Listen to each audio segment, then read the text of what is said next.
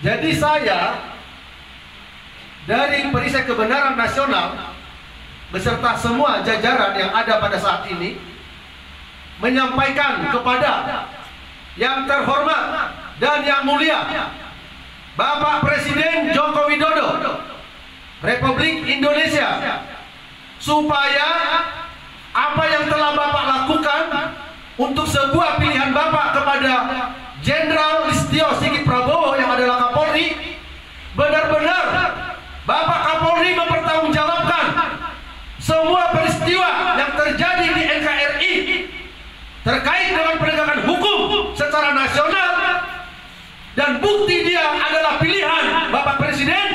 Mampu Kapolri Jenderal Listio Sigit Prabowo mengungkap persoalan ini karena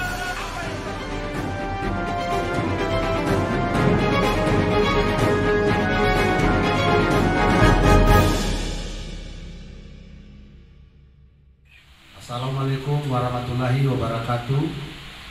Saya Dikayus Kaleb Mangapul Sirait, Ketua Umum dari Perisai Kebenaran Nasional, wadah perkumpulan pemerhati penegakan hukum dan narapidana, serta yang terkait dengan penegakan hukum lainnya.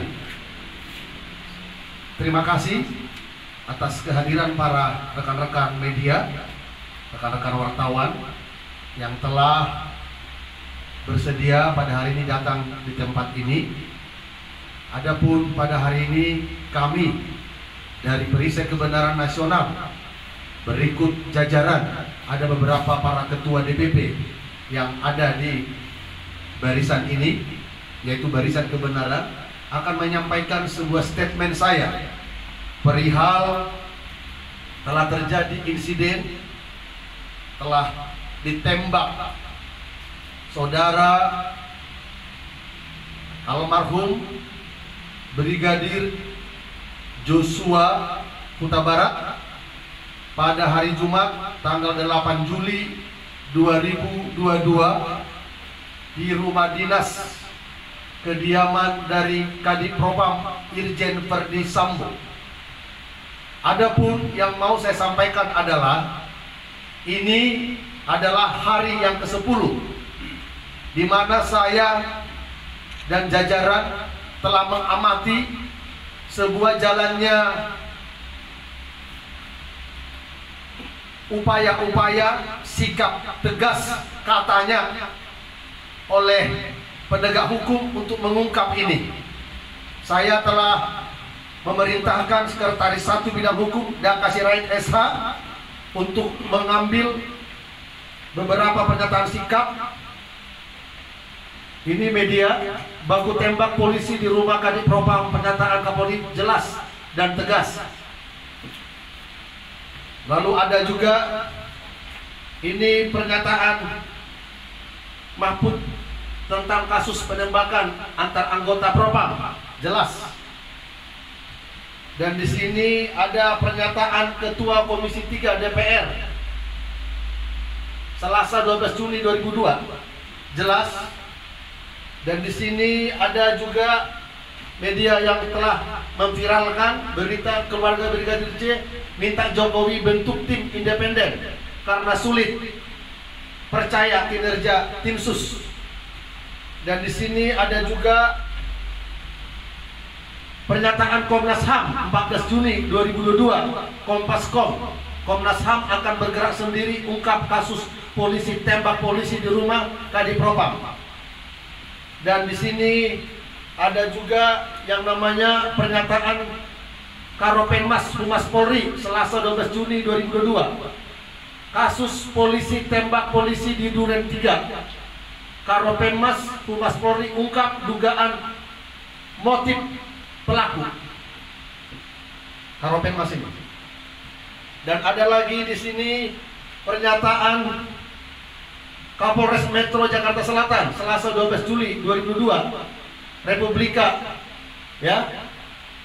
Kapolres titik 2 Brigadir Nopriansyah sempat sentuh istri Kadif Propam saat tidur. Sempat sentuh. Dari sekian pernyataan ini mau saya bahas. Sempat sentuh ini berdasarkan laporan pengaduan daripada yang disentuh atau berupa ada videonya, mengingat rumah para petinggi ada CCTV. Jadi saya dari Perisai Kebenaran Nasional beserta semua jajaran yang ada pada saat ini menyampaikan kepada yang terhormat dan yang mulia Bapak Presiden Joko Widodo Republik Indonesia, supaya apa yang telah Bapak lakukan untuk sebuah pilihan Bapak kepada Jenderal Listio Sigit Prabowo yang adalah Kapolri, benar-benar Bapak Kapolri mempertanggungjawabkan semua peristiwa yang terjadi di NKRI terkait dengan penegakan hukum secara nasional, dan bukti dia adalah pilihan Bapak Presiden. Mampu Kapolri Jenderal Listio Sigit Prabowo mengungkap persoalan ini, karena apa yang telah viral di media, ada yang mengatakan bahwa persoalan ini tidak sulit diungkap, ada yang mengatakan hal ini mudah diungkap. Saya menyampaikan dari sebuah pemerhati penegakan hukum supaya Bapak Kapolri Jenderal Sigit Listio Prabowo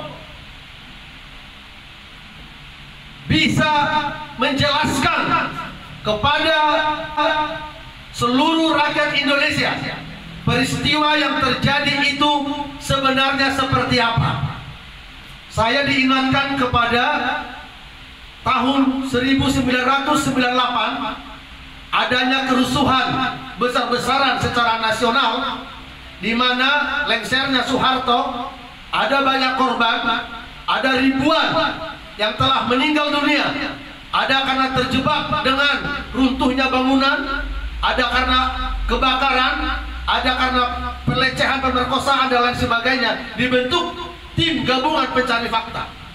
Ada 11 tokoh-tokoh yang dimintai keterangan, termasuk Pangdam Jaya, termasuk Kapolda, termasuk Fahmi Idris, dan ada sekian banyak yang dimintai keterangan dan punya kesimpulan.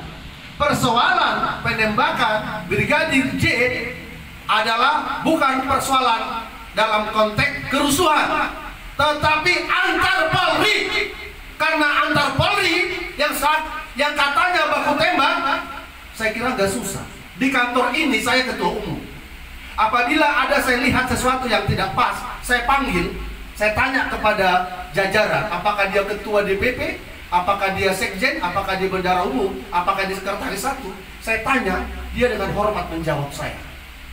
Siap salah ketua, seperti ini ketua. Saya kira tinggal dipanggil aja itu ya, Irjen Sambo oleh Kapolri, ditanyain aja ya. Saya kira udah jelas. Tapi itu tidak ranah saya. Ranah saya adalah supaya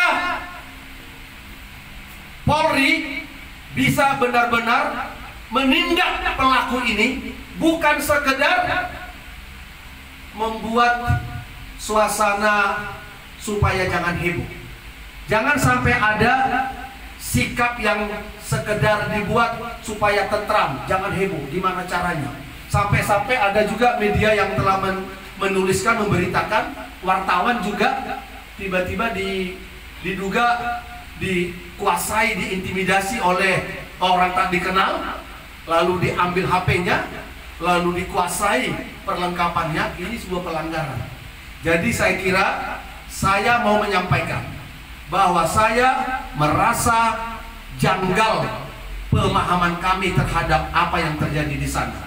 Masa kok Brigadir Joshua almarhum kok tidak bisa ada perlawanan, sementara saya lihat biodatanya dia adalah penembak jitu ketika dia diberi di Jambi atas profesi, atas sebuah kehebatan dia diapresiasi, lalu dia ditarik menjadi seorang ajudan. Jadi harapan kami dari Perisai Kebenaran Nasional, peristiwa yang terjadi di rumah dinas Kadipropam supaya tidak dibuat sekedar ditentramkan masyarakat Indonesia, tidak ada ini dan itu. Kami minta supaya ditindak siapa pelakunya. Saya sudah katakan berkali-kali, di dunia tinju ada namanya kelas. Ada kelas berat WBA, Mike Tyson, Holyfield, Lennox Lewis. Ada kelas Walter, kelas menengah, Oscar De La Hoya. Ada kelas bantang junior, Elias Pikal. Dan juga ada yang namanya Chris Jones. Ada kelas guru, hanya berapa ronde. Orang hebat itu tidak harus jenderal, tapi siapapun dia di kelasnya, apabila dia serius dalam tugasnya, dia hebat. Jenderal mah ya langsung jenderal. Orang dia jadi polisi juga langsung pangkatnya ibda kok. Ya wajar dong sampai ke kolonel.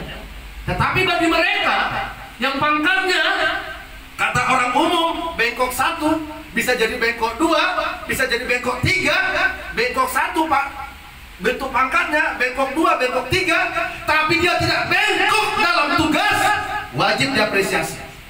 Barisan kebenaran, barisan kebenaran, barisan kebenaran.